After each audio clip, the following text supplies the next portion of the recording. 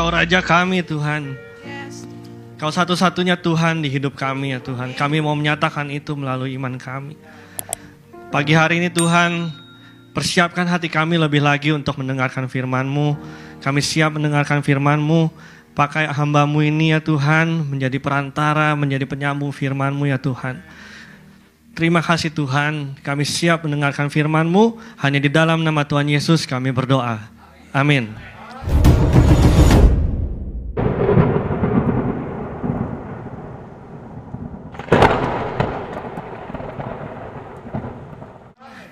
Silakan duduk saudara-saudara.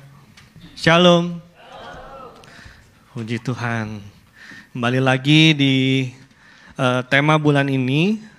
Hari ini saya mengikuti tema BPP tentang Yesus Kristus Tuhan kita.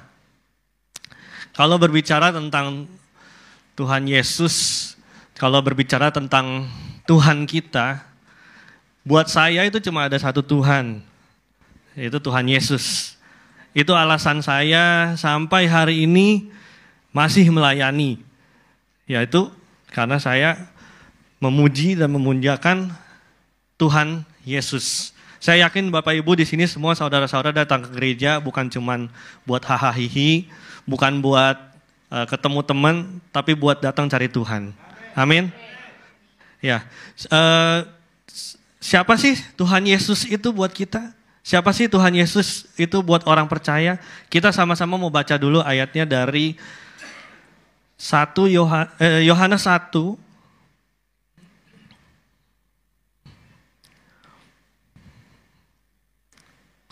Yohanes 1 ayat 1 sampai 4.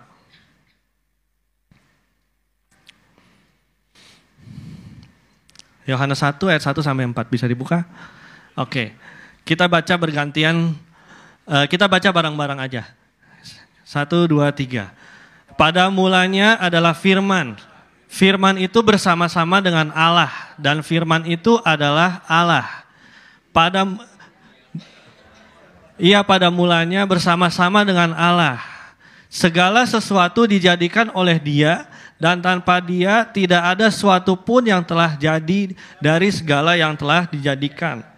Dalam Dia ada hidup, dan hidup itu adalah terang manusia. Kita baca lagi dari Kolose.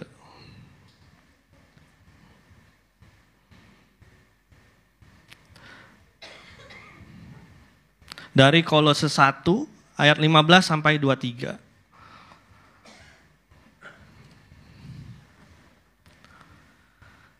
Kolose 1 ayat 15 sampai 23. Ia adalah gambar Allah yang tidak kelihatan, yang sulung, lebih utama dari segala yang diciptakan. Karena di dalam Dialah telah diciptakan segala sesuatu yang ada di surga dan yang ada di bumi, yang kelihatan dan yang tidak kelihatan, baik singgasana maupun kerajaan, baik pemerintah maupun penguasa. Segala sesuatu diciptakan oleh Dia dan untuk Dia. Ia ada terlebih dahulu dari segala sesuatu, dan segala sesuatu ada di dalam Dia. Ialah kepala tubuh, yaitu jemaat. Ialah yang sulung, yang pertama bangkit dari antara orang mati. Sehingga Ia yang lebih utama dalam segala sesuatu. Karena seluruh kepenuhan Allah berkenan diam di dalam Dia. Dan oleh Dialah Ia memperdamaikan segala sesuatu dengan dirinya. Baik yang ada di bumi maupun yang ada di surga. Sesudah Ia mengadakan pendamaian oleh darah salib Kristus. Juga kamu yang dahulu hidup jauh dari Allah dan yang memusuhinya dalam hati dan pikiran seperti yang nyata dari perbuatanmu yang jahat. Sekarang diperdamaikannya di dalam tubuh jasmani Kristus oleh kematiannya, untuk menempatkan kamu kudus dan tak bercela dan tak bercacat di hadapannya. Sebab itu kamu harus bertekun dalam iman, tetap teguh dan tidak bergoncang. Dan jangan mau digeser dari pengharapan Injil yang telah kamu dengar dan yang telah dikabarkan di seluruh alam di bawah langit, dan yang aku ini, Paulus, telah menjadi pelayannya. Anak saya beberapa minggu lalu lagi di mobil, dia nanya begini, Dedi, kenapa kita mesti doa sama Tuhan Yesus? Tuhan Yesus itu siapa? Kok nggak kelihatan? Itu pertanyaannya Fanya waktu di mobil. Jujur waktu ditanya seperti itu saya bingung gimana jelasinnya karena anak kecil itu kan sangat-sangat perseptif ya. Dia melihat dulu baru bisa ngerti. Dia diajarin baru bisa ngerti. Gimana saya jelasinnya ke anak saya yang masih umur 4 tahun. Dia nanyanya begitu. Kenapa kita mesti doa sama Tuhan Yesus? Tuhan Yesus itu siapa? Kok nggak kelihatan? Saya bilang sama dia gini, Tuhan Yesus itu adanya di surga. Nanti kalau Fanya udah gede, udah siap, Tuhan Yesus baru panggil Fanya ketemu Fanya. Tapi kenapa kita mesti doa sama Tuhan? Supaya Fanya diberkati Tuhan. Saya menjelaskan secara simpel. Padahal sebenarnya harusnya, gimana cara jelasinnya? Tuhan Yesus itu kita kenal melalui hubungan. Dan dia masih kecil. Tapi bukan berarti anak kecil tidak bisa mengetahui siapa Tuhan Yesus. Semua umur itu bisa mengetahui siapa Tuhan Yesus. Nah, siapakah Tuhan Yesus itu buat orang percaya? Next slide.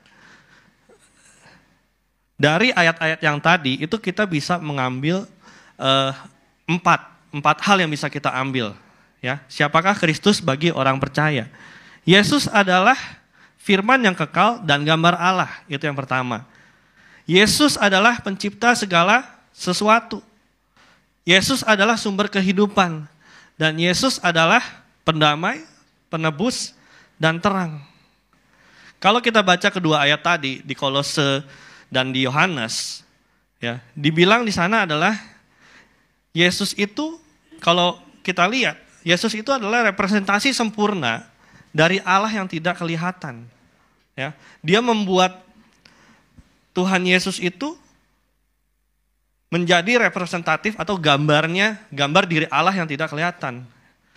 Dan kalau di Kolose dibilang istilah sulung, itu ditunjukkan sebuah keutamaan, sebuah posisi tertinggi. Ya, Tuhan Yesus di atas seluruh ciptaan. Bukan berarti Tuhan Yesus itu diciptakan. Dia adalah pencipta. Ya. Dan Tuhan Yesus itulah yang menciptakan segala sesuatu. Nah, kalau kita mau bahas siapa Tuhan Yesus Kristus bagi orang percaya, itu sebenarnya banyak, nggak cuma ada 4 hal ini.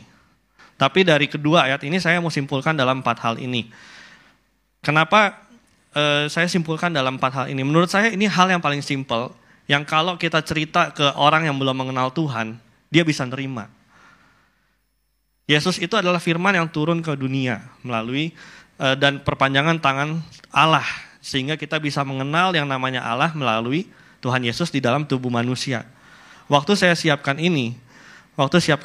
khotbah ini, saya bilang sama papa saya, "Pak, harusnya yang menyampaikan khotbah ini seorang teolog yang sudah sekolah, yang sudah paham benar-benar." Tapi papa saya bilang, "Ezra, kamu gak usah kayak gitu.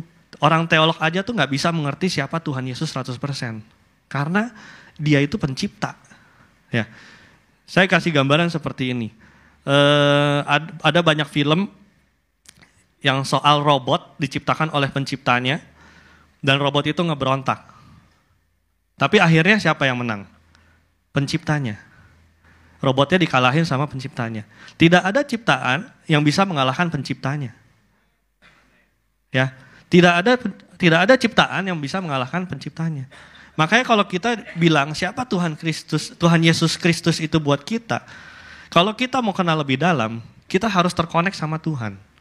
Kita harus terkoneksi nggak cuma secara pemahaman di sini, secara mindset, tetapi juga secara hubungan.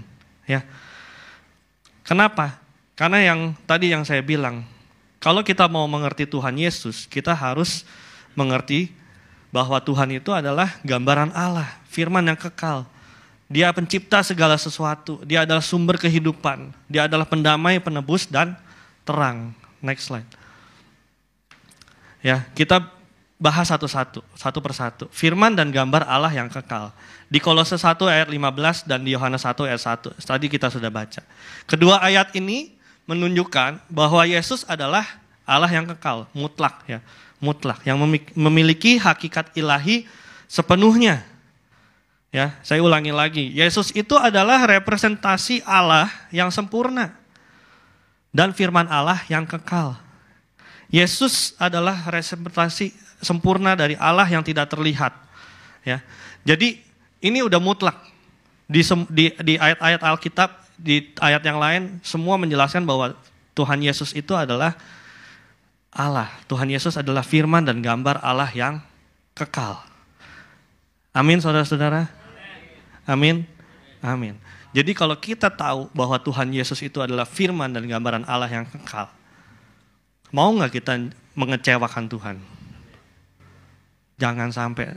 Mau nggak kita menduakan Tuhan? Jangan. Karena Tuhan Yesus itu adalah satu-satunya jalan kita menuju Allah. Ya, Yohanes menyebutkan juga, akulah jalan, kebenaran dan hidup. Tidak ada seorang pun yang dapat datang kepada Bapa tanpa melalui aku. Yang kedua, Tuhan Yesus adalah pencipta segala sesuatu. Next slide.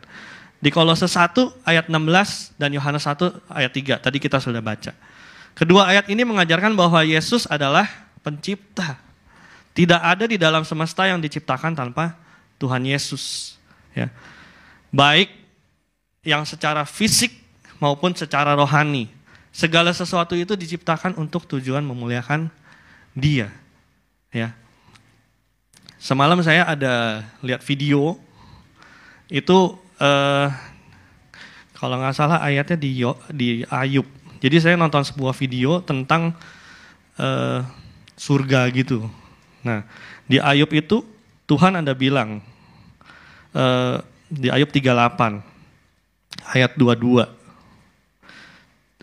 Itu bagian di mana percakapan Tuhan kepada Ayub. 38 ayat 22. Dia bilang ke Ayub seperti ini, apakah engkau telah masuk sampai ke perbendaharaan salju atau melihat perbendaharaan hujan batu yang kusimpan untuk masa kesesakan, untuk waktu pertempuran dan peperangan. Di sini saya sadar sesuatu. Tuhan itu adalah Tuhan yang memang menciptakan segala sesuatu dan Tuhan itu punya semuanya. Dia yang mengatur apa yang terjadi di muka bumi ini. Dia yang menetapkan semua pada waktunya. Mau hujan, lagi siang tiba-tiba hujan, itu Tuhan yang buat. Mau lagi terang tiba-tiba hujan batu, hujan es batu, itu juga Tuhan yang buat, dengan seizin Tuhan. Jadi kalau kita mengerti bahwa Tuhan adalah menciptakan segala sesuatu, kita percaya aja hidup kita sama Tuhan. Karena Dia yang membuat kita. Karena Dia yang menentukan hidup kita mau kemana. Dia membuat kita ini ya seperti kita. Dan Dia menciptakan kita ada tujuannya. Karena semua yang diciptakan Tuhan itu pasti ada tujuannya. Bapak Ibu ada di tempat ini itu juga ada tujuannya. Tuhan Yesus menciptakan semua yang Ibu Bapak punya, yang sekarang kita miliki, itu semua ada tujuannya. Tujuannya apa? Tujuannya untuk memuliakan nama Tuhan, Bapak Ibu. Ya, segala sesuatu diciptakan untuk tujuannya memuliakan Dia. Baik yang fisik maupun yang rohani. Kita baca di Ibrani 1 ayat 1 sampai 3.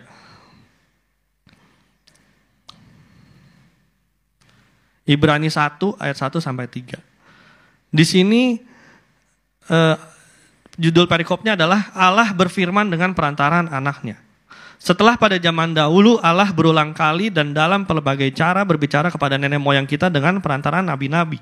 Maka pada zaman akhir ini Ia telah berbicara kepada kita dengan perantaraan anaknya, yang telah Ia tetapkan sebagai yang berhak menerima segala yang ada. Oleh Dia Allah telah menjadikan alam semesta. Oleh Dia itu siapa? Tuhan Yesus. Oleh Dia, oleh Tuhan Yesus Allah telah menjadikan alam semesta. Ia adalah cahaya kemuliaan Allah dan gambar wujud Allah dan menopang segala yang ada dengan firman-Nya yang penuh kekuasaan. Dan setelah Ia selesai mengadakan penyucian dosa, Ia duduk di sebelah kanan yang maha besar di tempat yang tinggi. Di sini mutlak, di sini dijelaskan oleh Paulus. Tuhan Yesus itu adalah gambar dan firman Allah. Dan oleh Tuhan Yesus, oleh Yesus, Allah telah menjadikan alam semesta. Makanya kita bisa simpulkan yang kedua, Tuhan Yesus adalah pencipta segala sesuatu. Next. Yang ketiga, Tuhan Yesus adalah sumber kehidupan. Ya. Tadi kita udah baca Kolose 1 ayat 17, Yohanes 1 ayat 4. Kita mau baca 1 Korintus 8 ayat 6. 1 Korintus 8 ayat 6.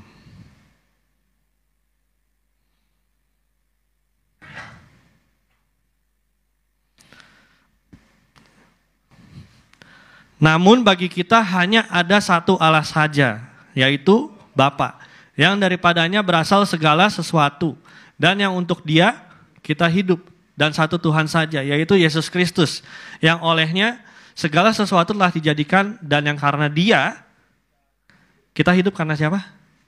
Karena Tuhan.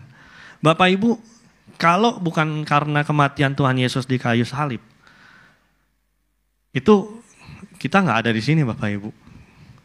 Saya bisa bilang seperti itu. Justru karena Tuhan Yesus turun ke atas dunia, menjadi manusia, menanggung beban dosa kita dan mati di atas kayu salib, kita bisa ada di sini. Karena Alkitab menjelaskan Dia itu satu-satunya hal dan Dia satu-satunya alasan kita bisa ada di sini, Bapak Ibu. Kita bisa hidup karena Tuhan. Makanya Tuhan Yesus itu adalah sumber kehidupan. Ya. Tuhan Yesus ada sebelum segala ciptaan. Sebelum dunia dijadikan, Tuhan Yesus sudah ada. Dia yang menopang serta memelihara seluruh alam semesta, termasuk kita di sini. Dan Tuhan Yesus juga memberikan hidup kepada manusia secara rohani dan secara jasmani. Ya, kalau kita mau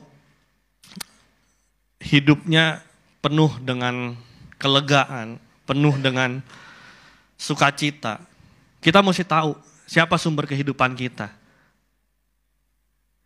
Siapa sumur air kehidupan di dalam hidup kita? Kita mesti tahu. Jawabannya cuma satu, Bapak Ibu. Tuhan Yesus. Amin.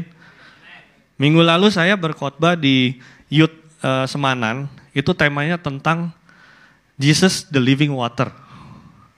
Tuhan Yesus sebagai air kehidupan. Itu diambil dari percakapan Tuhan Yesus dengan perempuan Samaria. Waktu Tuhan Yesus kehausan, Dia ketemu dengan perempuan Samaria dan Dia minta minum.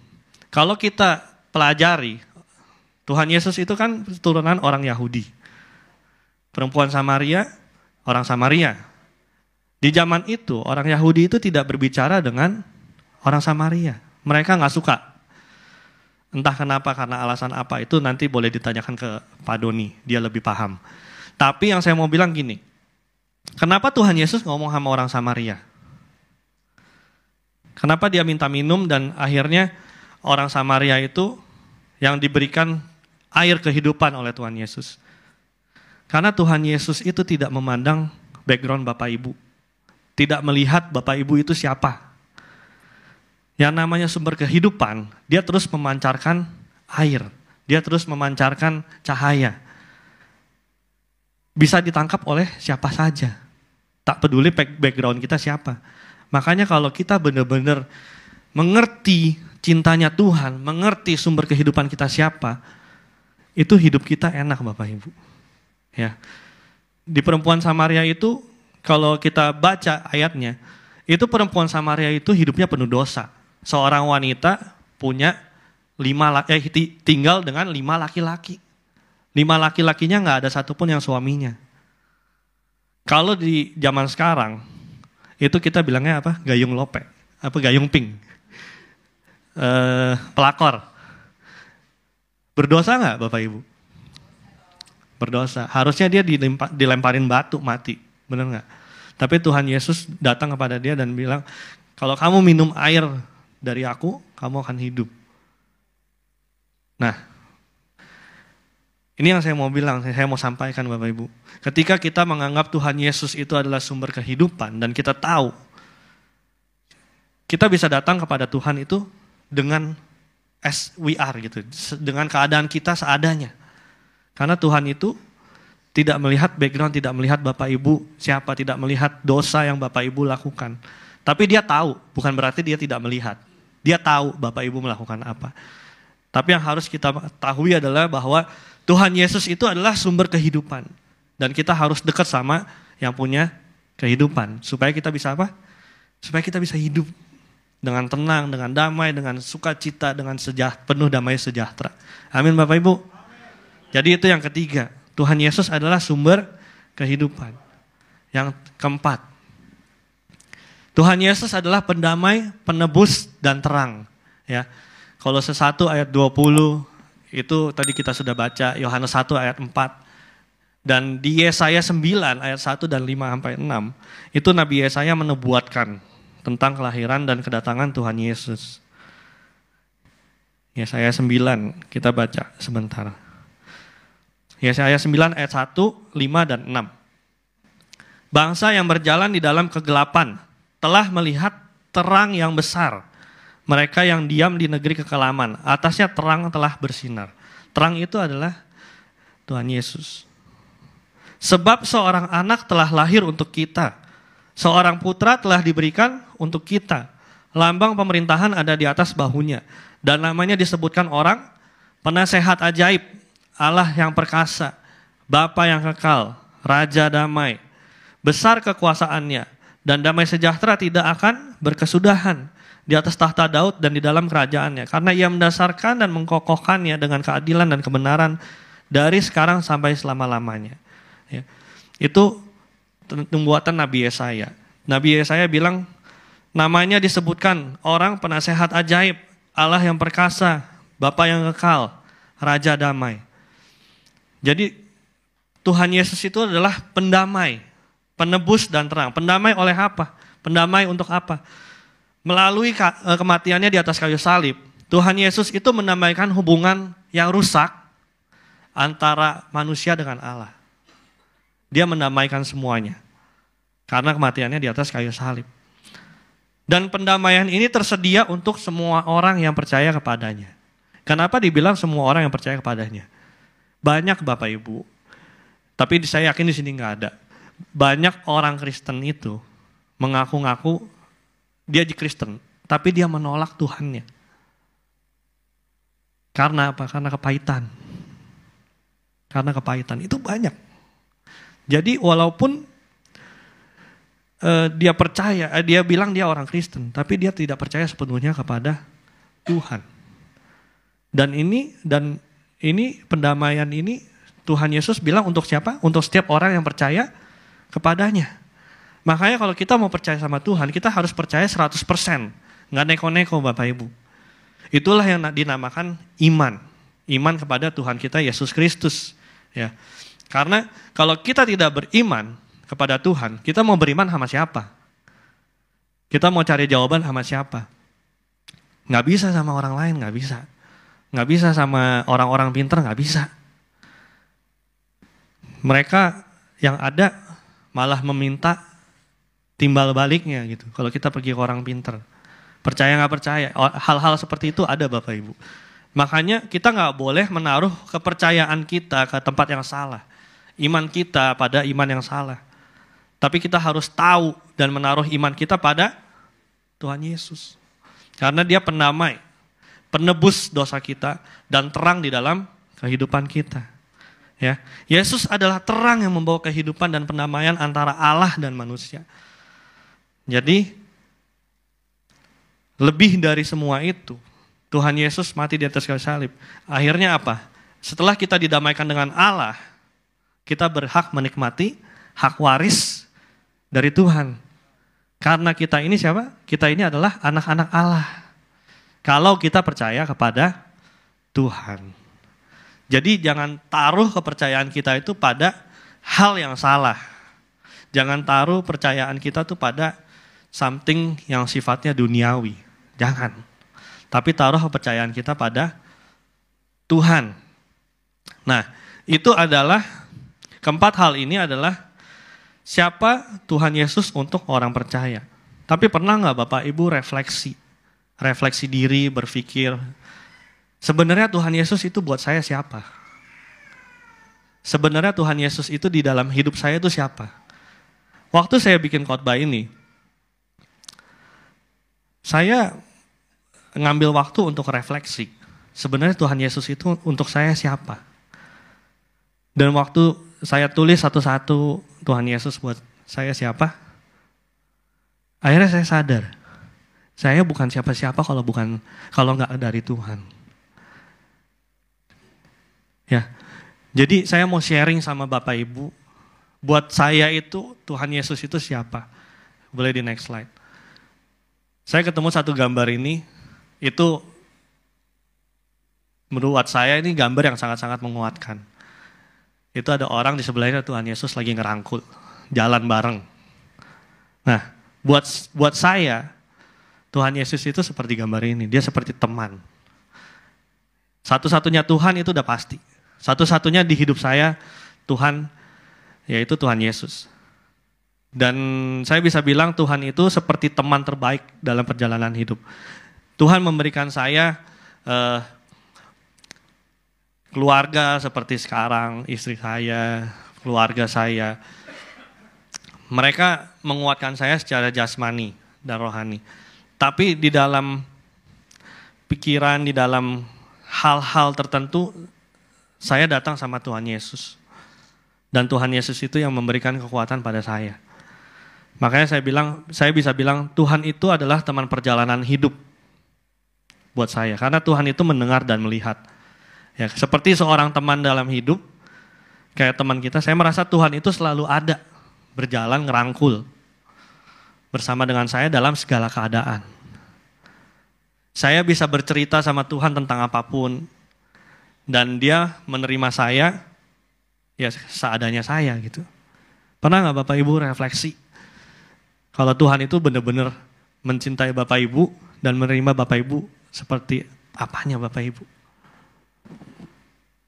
Kalau belum pernah merasa bersyukur seperti itu, datang sama Tuhan, Tuhan aku bersyukur, aku punya Tuhan yang seperti teman yang menemani perjalanan hidup. Saya bisa sharing betapa banyaknya kejadian di mana saya merasakan Tuhan itu ada buat saya di setiap langkah saya. Dan Tuhan Yesus buat saya itu adalah juga sumber kekuatan dan penghiburan, sumber hikmat, penopang dan pelindung, penulis cerita hidup saya, sumber dari segalanya. Dan saya bisa bilang Tuhan Yesus itu my everything. Karena tanpa Tuhan Yesus, saya nggak bisa berdiri di atas ini. Tanpa Tuhan Yesus, ya saya nothing. Semua yang saya punya itu diberikan oleh Tuhan Yesus. Dan itulah Tuhan Yesus buat saya. Dalam keadaan susah maupun senang, Tuhan Yesus selalu memberikan jawaban-jawaban doa. Jawaban doanya itu datangnya bukan dalam bentuk yang konkret. Kalau di hidup saya ya, Tuhan Yesus menjawab doa saya itu bukan dalam bentuk yang konkret, tapi berupa pilihan. Berupa pilihan dan opportunity. Tinggal saya mau ambil atau tidak. Contohnya, mungkin seperti ini kali. Saya waktu pacaran sama istri saya, itu saya bilang sama mama saya, "Mah, boleh nggak aku nikahnya di Bali aja?" Terus mama bilang gini, "Nggak bisa, Sra. Kamu tuh cucu pertama, Oma Oli. Kamu anak pertama, papa kamu gembala, mama kamu pendeta, keluarga kamu pendeta. Yang diundang banyak. Kamu di gereja aja di Jakarta." Terus ya udah terima nasib. Terima nasib. Nasibnya anak gembala, anak pendeta kan begitu, banyak yang diundang, banyak jemaat ya. Terus saya tetap berdoa, Tuhan kalau bisa pengen di Bali. Nah, singkat cerita, keluarga istri saya kan di Surabaya. Tiba-tiba waktu itu kayak 3 bulan sebelumnya, saya dikasih tahu istri saya, "Beb, kamu mau nggak? Kita tuh ini papa bilang tunangan di Bali aja." Wah, saya sampai bingung. Di Bali. Terus akhirnya tiba-tiba istri saya pergi ke Bali. Pergi ke Bali, dia cari venue dan lain-lain. Jadi dah, tunangan di Bali yang ngadain keluarganya istri saya. Kalau secara secara manusia, saya nggak akan pernah bisa nikah di Bali. Tapi Tuhan dengar doa saya. Dan Tuhan dengar doa istri saya, wah, karena waktu itu juga dia pengen juga ada acara di Bali. Akhirnya Tuhan mengizinkan kami memiliki bisa bertunangan di Bali. Itu Tuhan mendengar dan Tuhan mengabulkan jawaban doa saya. Hal-hal seperti itu tuh. Terus saya bisa bilang Tuhan itu penopang dan pelindung. Nah, ini juga ceritanya adalah pengalaman pribadi yang saya bisa bilang ini hal-hal supranatural. Kalau Bapak Ibu tahu, dulu itu saya punya gift bisa melihat hal-hal ya seperti setan, saya bisa ngelihat malaikat. Tapi saya jarang cerita di sini karena nggak bisa setiap saat dan kalau saya mau lihat itu seperti Tuhan memberitahu dulu. Nah, yang saya mau saksikan di sini adalah kita ini orang percaya itu dilindungi sama malaikatnya Tuhan, Bapak Ibu. Percaya nggak percaya? Makanya setiap saya mau keluar rumah, saya selalu berdoa, Tuhan jagain saya dengan malaikat Tuhan. Waktu saya tidur, saya juga berdoa, Tuhan pada saat tidur, jagain saya dengan malaikat Tuhan. Malaikatnya Tuhan itu berjaga di sekeliling saya. Saya pernah berapa kali melihat. Dan yang paling nyata itu adalah waktu papanya Pak Kiki mau jalan ke surga. Itu saya, papa, dan banyak tante-tante juga di situ ke rumahnya Engkong. Di rumah Engkong kita ngelihat keadaan Engkong juga udah sekarat, udah tinggal tunggu waktu. Terus kita berdoa. Di sebelah Engkong lagi diranjang. Itu saya masih ingat sekali sampai sekarang nggak akan pernah lupa. Papa berdoa, terus saya lagi merem gini tiba-tiba terang banget gitu. Bapak Ibu kalau lagi merem disenterin terang nggak? Kelihatan kan? Nah seperti itu gitu. Saya lagi merem terus ngelihat terang gitu kan, terang. Saya buka mata. Pas saya buka mata dengan jelas itu saya melihat ada malaikat berdiri di sebelah Engkong saya. Terang banget. Saya cuma bisa ngelihat dari sini sampai bawah. Terus saya bilang sama papa saya, Pak Engkong udah dijemput. Tapi saya bilang dijemputnya sama malaikat. Itu tenang. Hati saya tenang, karena tahu Engkong ada di atas, sudah dijemput Tuhan di surga. Makanya saya bisa bilang Tuhan Yesus itu adalah pelindung. Dia mengirimkan malaikatnya untuk menjaga kita. Ada satu lagi. Waktu itu saya lagi di rumah duka. Salah satu teman saya, papanya meninggal, terus kita ngumpul di situ. Nah, ada satu teman saya, dia bisa dibilang seperti bikuni. Jadi keluarganya punya kelenteng. Saya lebih pergi ke WC, terus dia cerita-cerita sama teman-teman. Pas balik dari WC, saya langsung gini, ternyata emang Ezra itu bener ya, yang dia ngomong semua itu bener ya. Gue pikir lu cuma halus, Ra, tapi ternyata emang lu dilindungin sama Tuhan ya. Saya bingung dong, kenapa gitu? Kenapa emang? Nih, si Bol barusan ngelihat, katanya lu ada yang nutupin dari atas sampai bawah, malaikat gede banget. Terus yang di situ tuh banyak yang mau gangguin, tapi nggak bisa gangguin si Ezra. Saya pas diceritain gitu, saya sampai merinding. Yang ngeliat orang lain loh, bukan saya gitu kan. Yang ngeliat itu orang lain. Saya dari situ langsung merinding, saya bilang Tuhan thank you.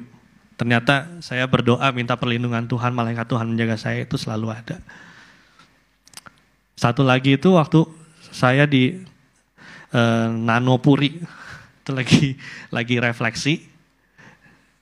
Mbok-mboknya itu baru saya masuk gini, langsung bilang, kok engkau orang Kristen ya? Kenapa? Kok tahu? Iya, tadi pas engkau masuk, itu kayak ada bocil yang ngintilin katanya. Nggak tahu dia pakai apa. Terus, tapi ada yang ngelindungin engkau, kayak apa sih saya ngelihat ada materainya gitu. Materai apa? Ini ditunjuk, saya dipegang di sini. Ini kok di sini ada mahkota kecil. Di jidat saya ada mahkota kecil. Mahkota kecil, iya warnanya, terus kayak ada kain ungunya gitu. Mbok pijet, ngomong gitu ke saya merinding langsung, waduh Terus dia bilang, kok saya cuma mau ingetin, engkau tuh disayang Tuhan. Jangan pernah buat yang aneh-aneh ya kok, ntar diambil orang loh. Cara Tuhan mengingatkan saya, Tuhan itu ada bersama dengan saya selalu aneh-aneh. Tapi hal itu nyata dan saya bisa saksikan di sini karena saya sudah mengalaminya. Nah Bapak Ibu, mau nggak Bapak Ibu mengalami perlindungan Tuhan? Penyertaan Tuhan, berkatnya Tuhan ada di dalam hidup Bapak Ibu. Mau nggak? Caranya gampang kok. Cuma perlu menyatakan Tuhan itu adalah Tuhan kita. Beriman kepada Tuhan Yesus. Menyerahkan semua hidup Bapak Ibu ke dalam Tuhan Yesus. Cukup kita nyatakan dalam kehidupan kita. Amin Bapak Ibu. Saya nggak khotbah lama-lama. Nanti biar Bapak Ibu punya waktu untuk merefleksikan. Kalau Bapak Ibu mendapatkan sesuatu dari khotbah saya hari ini, itu bukan karena saya. Itu karena Tuhan pengen berbicara sama Bapak Ibu. Pengen mengingatkan, guys, I'm here gitu. Aku tuh ada di sini bersama dengan kalian. Jangan lupakan aku. Tuhan itu adalah satu-satunya sumber jawaban kita. Amin Bapak Ibu. Percaya kalau Tuhan Yesus adalah satu-satunya sumber kehidupan? Bisa kita sama-sama menyatakan Tuhan Yesus itu adalah Tuhan kita? Jangan takut kalau Tuhan bilang, kamu harus kasih tahu ke orang lain kalau Tuhan itu ada. Jangan pernah takut. Kalaupun Bapak Ibu gak bisa cerita, sharing seperti saya tadi aja. Pengalaman pribadi, personal. Gimana caranya bisa punya pengalaman pribadi dan personal? Terkonek sama Tuhan. Baca Alkitab, berdoa, pujian penyembahan. Itu. Dan saya mau tutup dengan satu pujian yang bisa saya bilang ini penyataan iman kita. Ada satu pujian yang saya mau ajak Bapak Ibu sama-sama nyanyi. Tim musik boleh naik. Kita sama-sama mau belajar lagu ini. Kita sama-sama mau menyatakan iman kita bahwa kita percaya sama Tuhan Yesus dan Dia adalah satu-satunya Allah. Amin Bapak Ibu. Pulang dari tempat ini, saya berdoa, saya berharap kalau Bapak Ibu punya waktu pribadi dengan Tuhan, bisa membangun hubungan yang kuat dengan Tuhan Yesus. Karena Tuhan Yesus sayang sama Bapak Ibu. Tuhan Yesus mencintai Bapak Ibu. Dia tidak melihat Bapak Ibu siapa, Dia tidak melihat seberapa kaya, seberapa miskin Bapak Ibu. Dia tidak melihat seberapa banyak dosa yang telah dilakukan. Dia cuma minta hati Bapak Ibu diserahkan sama Dia. Hidup Bapak Ibu diserahkan sama Dia. Dan kita bisa menyatakan bahwa Tuhan Yesus adalah satu-satunya Tuhan kita. Amin Bapak Ibu.